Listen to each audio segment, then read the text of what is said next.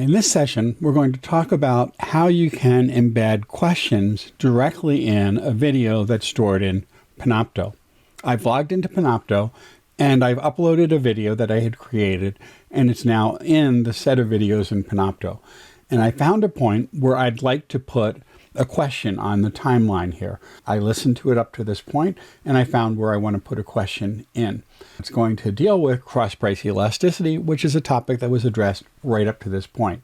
So what you do is you find where the question goes on the timeline, and you can zoom in so you can get it precisely in between words, so it's not going to cut into the middle of something. You go over to the menu on the left, you select the quizzing tool, and you click on that, and then you click on Add a Quiz. And now it's showing you the screen that this is on. And this is actually going to refer back to things right before the slide, but it's showing you what's on that slide. And I'm going to first add a question. So I'm going to put in a question about cross-price elasticity and say, suppose that a 10% increase in the price of good Y results in a 5% reduction in the quantity of good X demanded, ceteris paribus, a term we use a lot in economics. And I should probably spell all of this correctly. In this case, goods X and Y are blank, and the cross-price elasticity equals blank.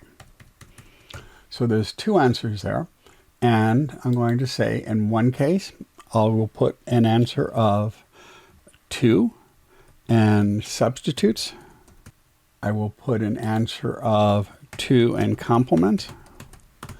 I will put in answers that are, some of these are obviously going to be incorrect, and I will put in 0.5 and complements, and then I'm going to put in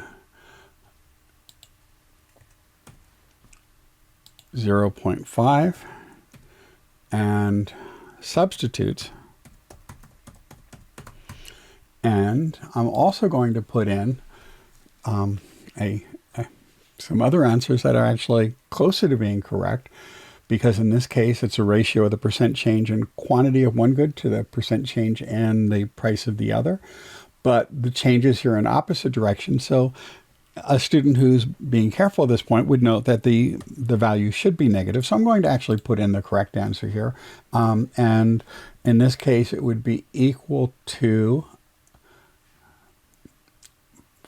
a negative 5 over 10 or a negative 0.5 and complements. And I'll put in one more. And I'm going to put in a negative 0.5 and substitutes. And I could put more in, or I could get rid of some of these. But in this case, because the value is negative, they are in fact complements. So the correct answer is this one. So we have this choice here. And I should have noted at this point, the types of questions are true or false, multiple select, or fill in the blank. Multiple true or false, there's only two outcomes, which are by default labeled true and false. Multiple choice, you can put in multiple answers. I'm not sure what the limit is on that. Obviously, you can get more than 5 here. Or multiple select would have multiple correct answers where you get partial credit for each correct choice you make, either checking it or not checking it. Fill in the blank is a free response, which is often used for numeric values where students have to enter it. You have to be careful with those, though, because it does require a precise value, and students might type things in ways that you don't anticipate.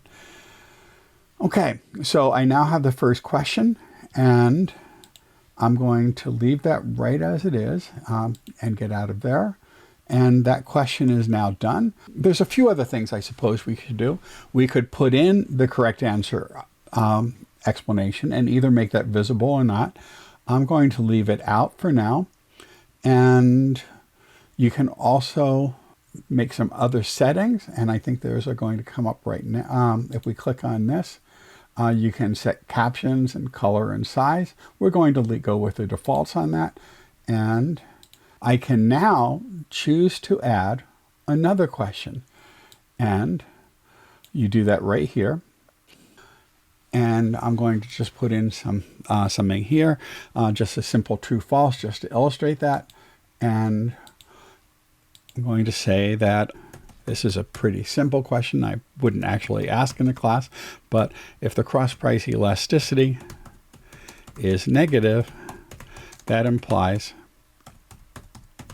that the two goods are substitutes. And that answer is false. And then again, you have the option of putting in an answer to it. And now I'm going to say, I'm done. So I've added 2 questions to this, and they're both back to back, right at 2 minutes and 3 seconds. And now I'm going to click Finish. And we can stop that. And now I'm going to apply that, and it's going to add those questions to the video. So the question now has been embedded in the video.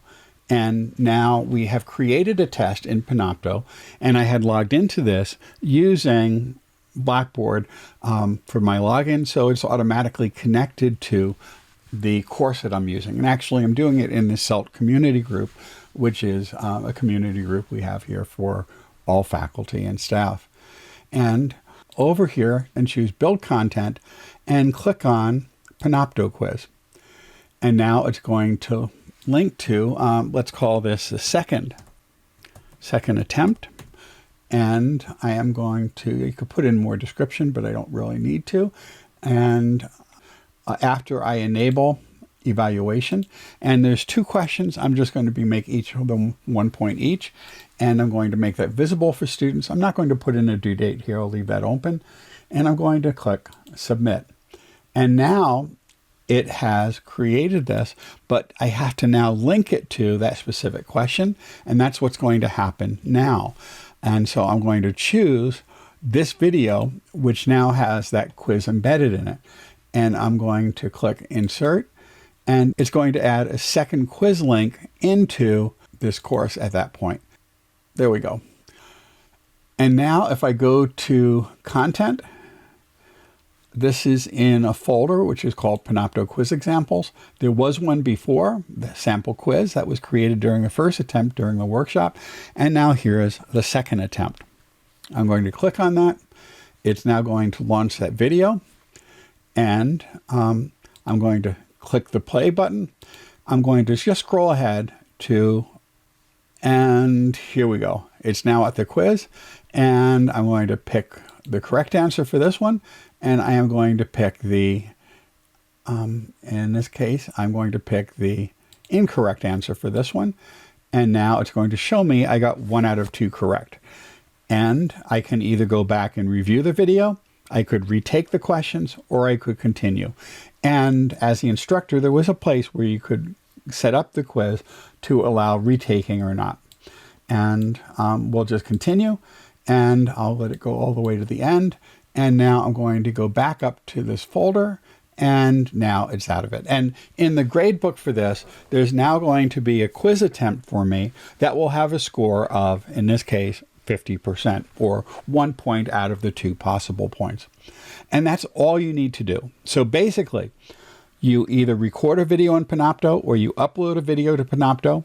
Then you find a point where you want your quiz to be, and you can have multiple questions on that. Then you choose a quizzing tool, you add a quiz, you add one question after another, marking the questions with the correct answer. Then you submit that. Then in Blackboard, you go in and you just simply add a Panopto quiz in whatever folder you want that to be. Name it appropriately. You can put in the due date and share that with students in your course. And when you first create it, you then have to click on it to link it to the specific video with the embedded quiz. And that's all there is to it.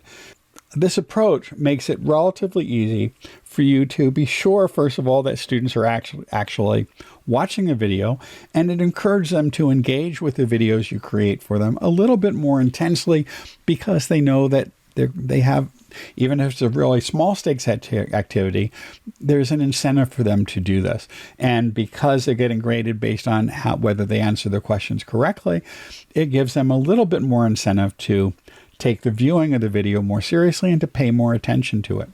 And this is really useful if you're doing some type of a flipped class. And that's all I've got.